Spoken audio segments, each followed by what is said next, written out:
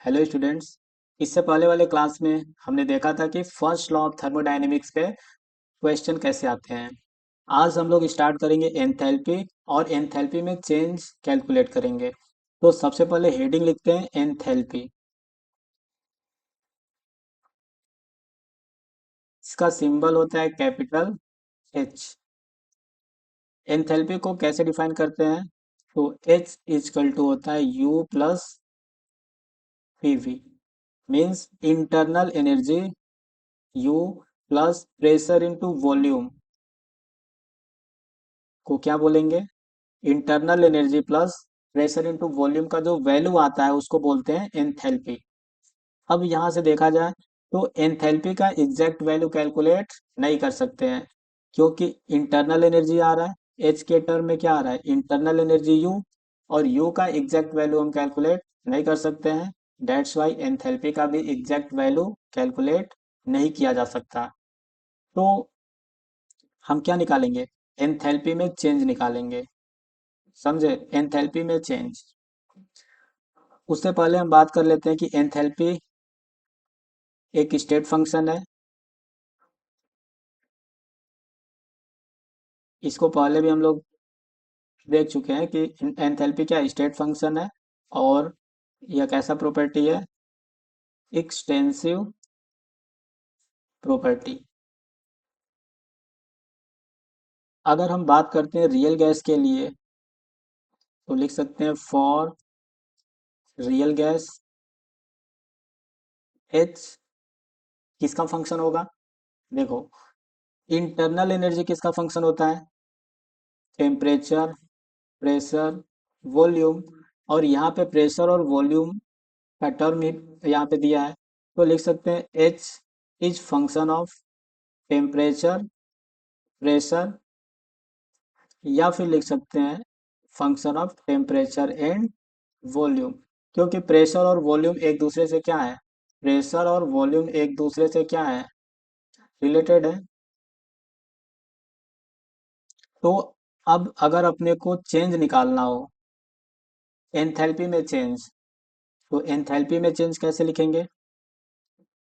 D H is equal to del H by del T at constant pressure D T plus del H by del P at constant temperature D P. तो अगर हम pressure constant रखते हैं, यहाँ पे pressure constant है, constant pressure पे at constant pressure, at constant pressure, जो डेल एच का वैल्यू है वो क्या होता है, हीट के बराबर होता है, heat given at constant pressure. तो यहाँ पे डी एच को क्या लिख सकते हैं, यहाँ पे क्या है, क्यू बाई डेल्टा एच को क्या लिख सकते हैं, डेल्टा एच को लिख सकते हैं Q, Q eight constant pressure. ये देखो, स्मॉल क्यू पी लिखो या कैपिटल क्यू पी लिखो, एक ही बात है। तो Q P by delta T, मतलब यूनिट टेम्परेचर इंक्रीज कराने में कितना हीट लग रहा है एट कांस्टेंट प्रेशर है, यहाँ पे एट कांस्टेंट प्रेशर। तो ये क्या होता है, सीपी होता है, सीपी। और यहाँ पे डीटी है, plus del H by del P at constant temperature DP. तो यहाँ से एक अपने को जनरल इक्वेशन निकल के आया। अगर हम आइडियल गैस की बात करें, फॉर आइडियल गैस, तो आइडियल गैस में क्या होता है, एच किसका फंक्शन होगा? देखो, H is equal to U plus PV होता है। यहाँ से एच की बात करें तो एच किसका फंक्शन होगा, एच इज फंक्शन ऑफ, ये देखो इंटरनल एनर्जी किसका फंक्शन होता है, टेम्परेचर का। और आइडियल गैस के लिए पीवी की जगह पे क्या लिख सकते हैं, पीवी इजकल टू एनआरटी। तो अगर कंटेनर में मान लो हमने गैस रखा है, क्लोज्ड कंटेनर है, इसमें कोई गैस फील्ड है यहाँ पे, तो गैस के मोल क्या होंगे, number of moles of gas N वो भी कांस्टेंट है, मीन्स एन कांस्टेंट है। आर क्या है, यूनिवर्सल गैस कांस्टेंट, ये भी कांस्टेंट है। तो पीवी का वैल्यू किस पे डिपेंड करेगा, टेम्परेचर पे। इसके मतलब यहाँ से पीवी भी किस पे डिपेंड करेगा, टेम्परेचर पे। इंटरनल एनर्जी भी किस पे डिपेंड करेगा, टेम्परेचर पे। तो हम बोल सकते हैं कि एंथैल्पी किस पे डिपेंड करेगा, टेम्परेचर पे।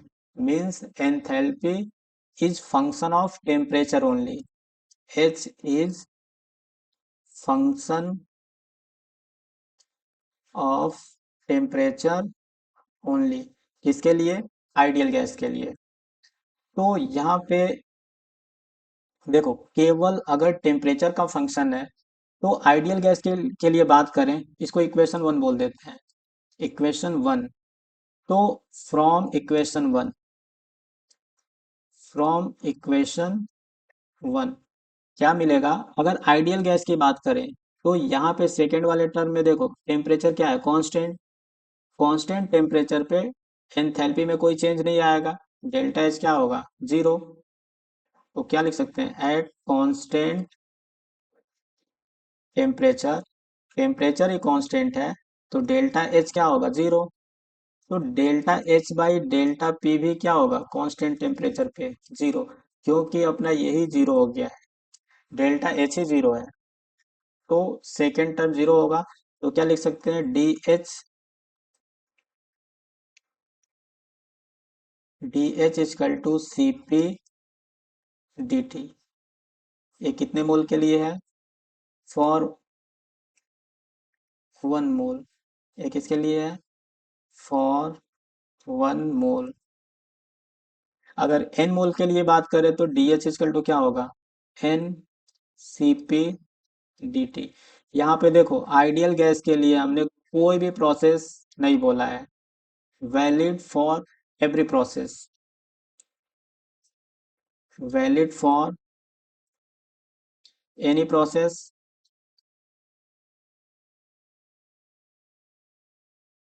For ideal gas. Ideal gas है तो एंथैल्पी में चेंज जब भी निकालना है क्या करेंगे, N C P delta T कर लेंगे। लेकिन अगर रियल गैस की बात करें, अगर रियल गैस के लिए बात करेंगे तो ये फॉर्मूला लगाएंगे, रियल गैस के लिए बात करेंगे तो ये जनरल फार्मूला लगाएंगे। अब इसमें भी अगर एक केस हम बनाते हैं जिसमें प्रेशर कांस्टेंट हो, ये डीपी वाला टर्म को कांस्टेंट जीरो कर दें। मींस एक केस लेते हैं, case A, real gas undergoing isobaric process, isobaric process. अगर रियल गैस आइसोबैरिक प्रोसेस के थ्रू जा रहा है तो आइसोबैरिक प्रोसेस में डीपी क्या होगा, zero. dp is equal to zero. So equation जो फर्स्ट है अपना, यहाँ से dp वाला टर्म क्या होने वाला है, ये वाला dp वाला टर्म क्या होने वाला है, जीरो। इक्वेशन फर्स्ट में dp वाला क्या, dp होगा जीरो। तो ये पूरा टर्म क्या हो जाएगा, सेकेंड टर्म जीरो हो जाएगा। तो फिर अपने को क्या मिलेगा, dh is equal to C P D T. लेकिन ये कितने मोल के लिए है, for one mole, for one mole. N mole के लिए बात करेंगे तो delta H is equal to N C P D T for N mole. तो ये जो फॉर्मूला आया है वो रियल गैस के लिए अप्लीकेबल है केवल आइसोबैरिक प्रोसेस में। तो क्या लिखेंगे, applicable for real gas,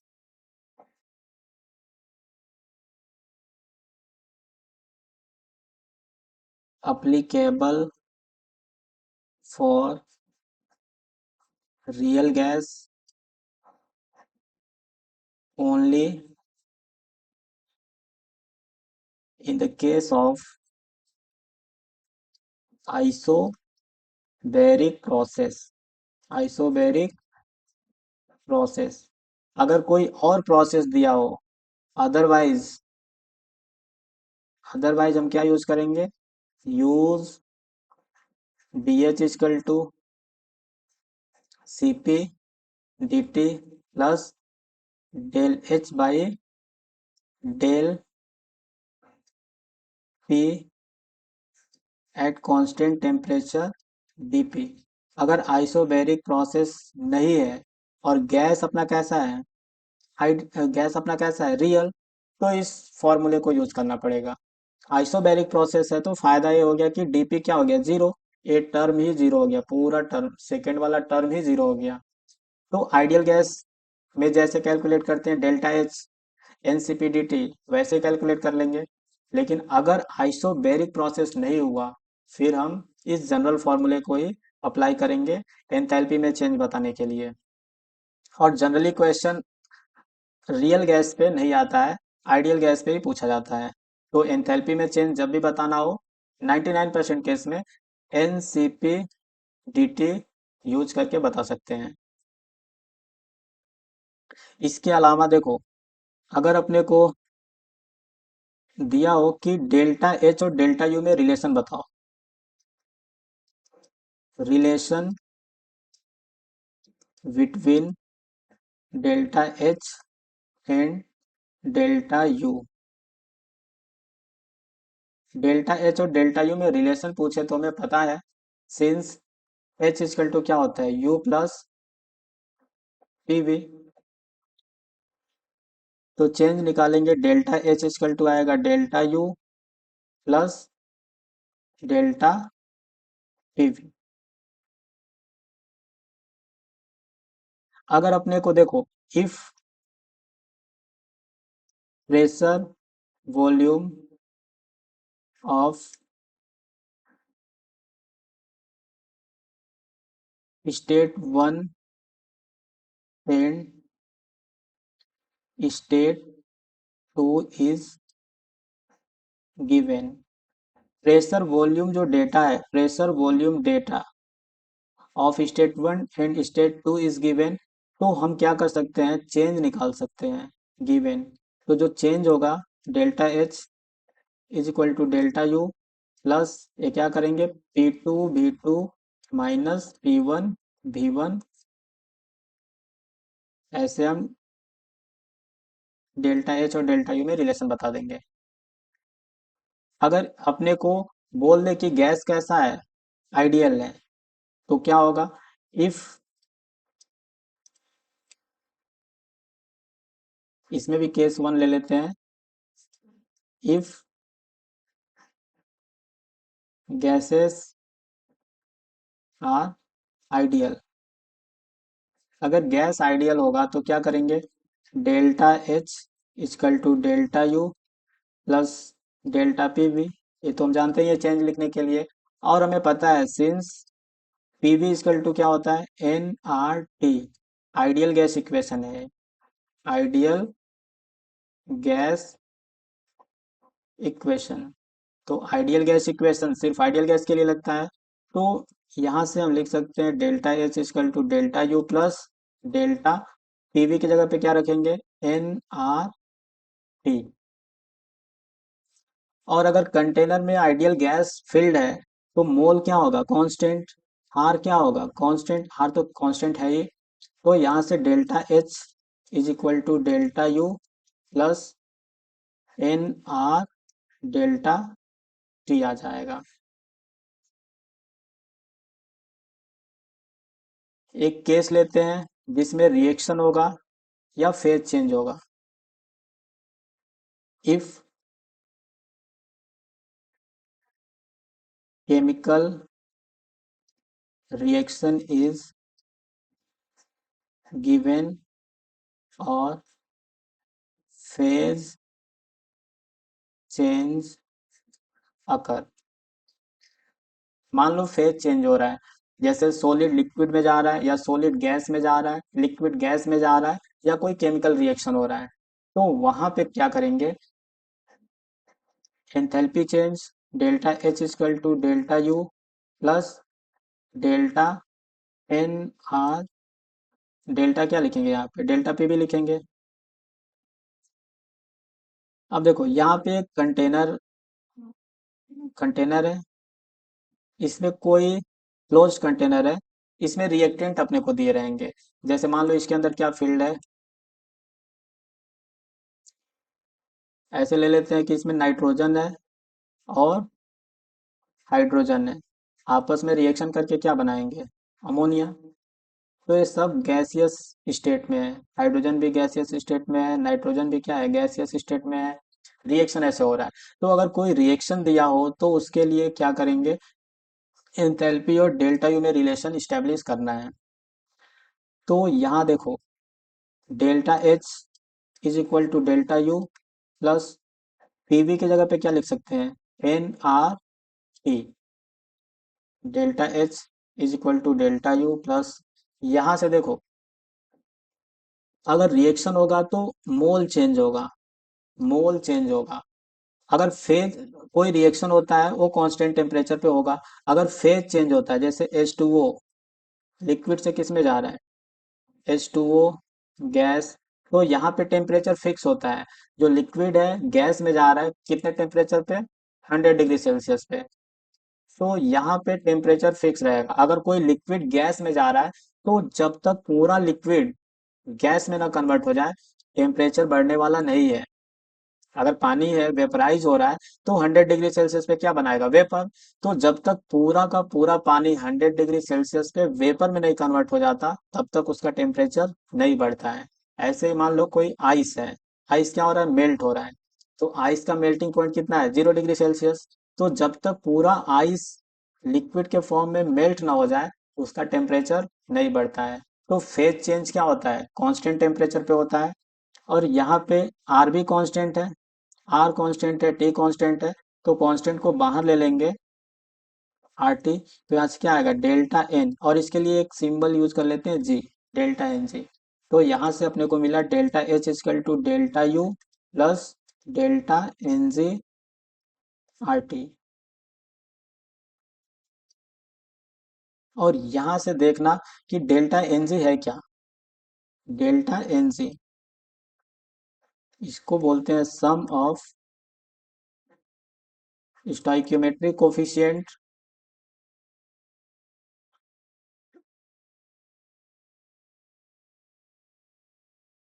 some of stoichiometric coefficient of product, gaseous product, of gaseous product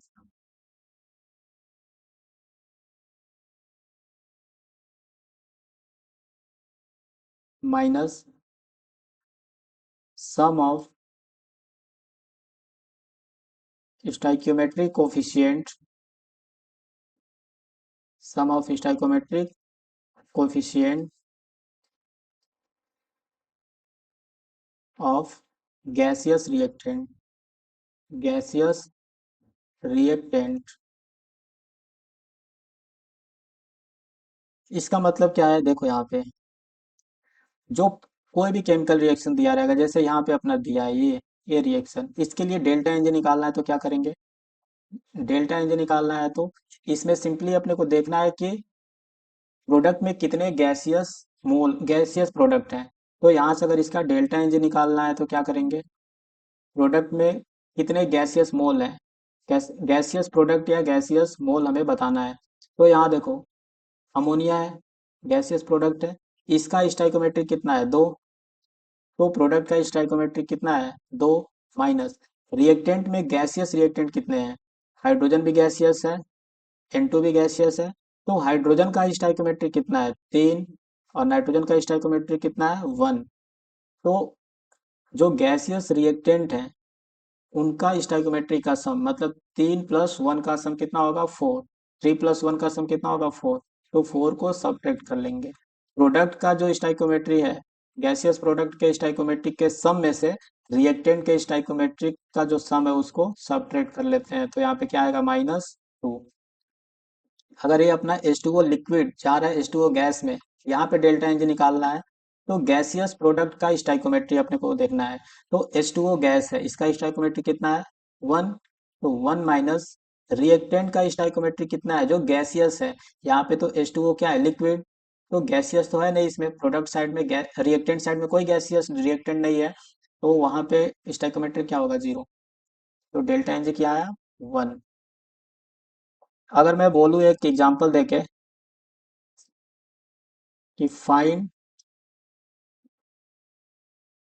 the relation between delta H and delta U for the given reaction, PC gas converted into PCl3 gas plus Cl2 gas.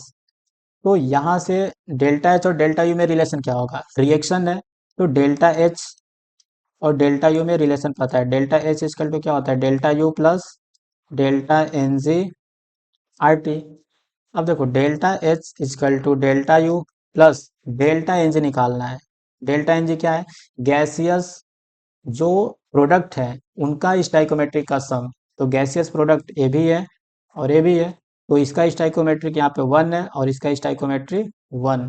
तो क्या करेंगे, 2 minus जो gaseous reactant है उसका stoichiometric घटा लो, तो gaseous reactant क्या है, PCl5, इसका स्टाइकोमेट्रिक 1 है, तो 1 सब्ट्रैक्ट कर लो, यहाँ से जो वैल्यू आएगा वही है delta N G and it comes out to be 1। तो यहाँ पे डेल्टा एन जी की जगह पे क्या रखेंगे, 1 R T। तो डेल्टा एच इजकल टू क्या आया, delta U plus RT। Delta H is equal to delta U plus RT। यहाँ से अगर कोई बोले डेल्टा एच और डेल्टा यू में ग्रेटर कौन है, किसका वैल्यू ज़्यादा है, तो डेल्टा एच का वैल्यू ज़्यादा है, ऑब्वियस सी बात है, क्योंकि देखो डेल्टा एच ज़्यादा होगा, डेल्टा यू छोटा नंबर है, उसमें कुछ ऐड किया गया है तब जाके डेल्टा एच के बराबर हुआ है।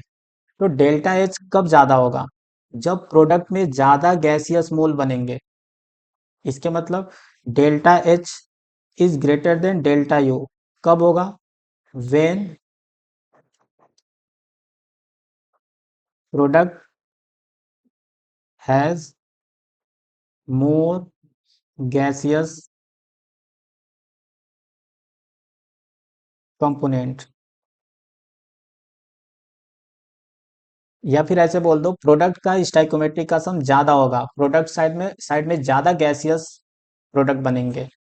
और delta H less than delta U कब होगा, जब प्रोडक्ट में कम गैस प्रोडक्ट बनेंगे, गैसियस प्रोडक्ट क्या होंगे, कम होंगे as compare to reactant, when sum of stoichiometric sum of stoichiometric coefficient of product is less than that of reactant. अगर रिएक्टेंट और प्रोडक्ट में गैसियस मोल के स्टाइकोमेट्री बराबर हो जाएंगे तो एंथैल्पी इंटरनल एनर्जी के बराबर हो जाएगा। ये कब होगा, when delta N G is equal to 0। अगर अपने को सॉलिड और लिक्विड का एंथैल्पी चेंज पूछ ले तो उसके लिए क्या होगा, एक केस लिख लेते हैं, और case C for solid and liquid. Solid और लिक्विड के लिए क्या होगा, तो यहाँ पे जो एंथैल्पी चेंज इन जनरल आया था, Cp dt plus del H by del P at constant temperature dP। तो देखो for solid and liquid effect of pressure on solid and liquid is negligible, negligible. तो प्रेशर चेंज का effect क्या है, solid और liquid पे negligible होता है, तो एंथैल्पी चेंज क्या आएगा, लगभग जीरो आने वाला है।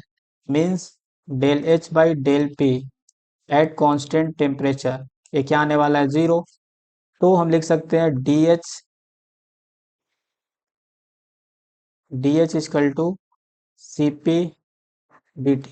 और देखो सॉलिड और लिक्विड के लिए सी पी, सी बी और ए मोलर हीट कैपेसिटी सब एक ही होता है, मोलर हीट कैपेसिटी। सॉलिड और लिक्विड के लिए सीपी सीबी सब मोलर हीट कैपेसिटी के बराबर होता है, इसमें सीपी सीबी कुछ नहीं होता है। तो यहाँ पे क्या लिख सकते हैं, ये तो 1 मोल के लिए है, ये सी बी डी टी के बराबर होगा, यही क्या होगा, सी एम डी टी के बराबर होगा। तो अगर एन मोल के लिए लिखना हो तो क्या लिखेंगे, N C M D T. मतलब सॉलिड और लिक्विड में भी ज़्यादा सोचना नहीं है, N C M D T कर देना है, मोलर हीट कैपेसिटी क्वेश्चन में दिया होगा। तो ये रहा एंथैल्पी, और एंथैल्पी में चेंज कैसे फाइंड आउट करना है। हमने ये भी देखा कि एंथैल्पी और इंटरनल एनर्जी में चेंज आपस में कैसे रिलेटेड है। नेक्स्ट क्लास में इससे रिलेटेड कुछ क्वेश्चन करेंगे, तब तक के लिए पढ़ाई करते रहें, मस्त रहें, थैंक यू।